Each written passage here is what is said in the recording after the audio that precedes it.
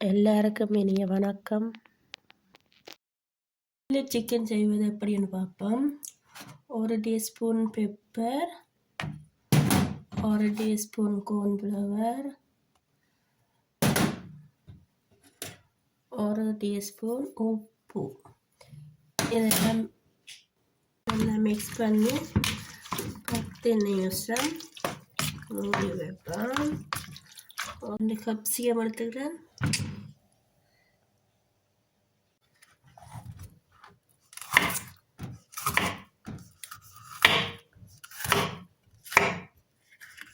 Okay, எல்லாம் வட்டியாச்சு. இதில் வெங்காயம், இஞ்சி, உள்ளி, 2 பச்சை மிளகாய் எடுத்துக்கிறேன். இஞ்சி உள்ளி குத்தணும். வெங்காயத்தை எப்படி வெட்டுங்க. ஓகே, நல்லா வெட்டிட்டு இதை அப்படியே கலட்டுங்க. ஒன்றா கலட்டுனீங்கன்னா தான் டேஸ்ட்டாக இருக்கும். ஒரு அளவுக்கு வெட்டுங்க. நான் இப்படி தான் போடுறேன்.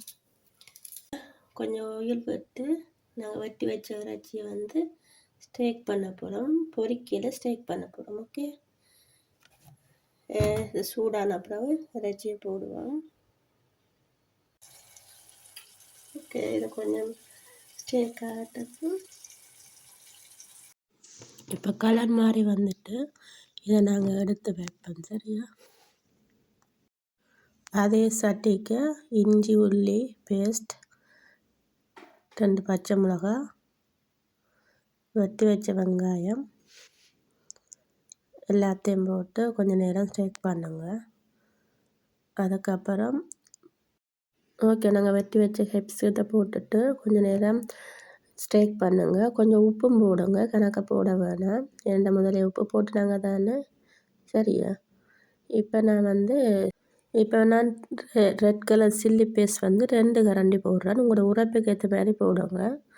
அதையும் போட்டு நல்லா மிக்ஸ் பண்ணுங்க. ஒரு 2 மினிட்ஸ் மிக்ஸ் பண்ணுங்க. ஓகே, மிக்ஸ் பண்ண பிறகு நாங்கள் இப்போ மிக்ஸ் பண்ணி கொஞ்சம் ஓகே ஆகிட்டு.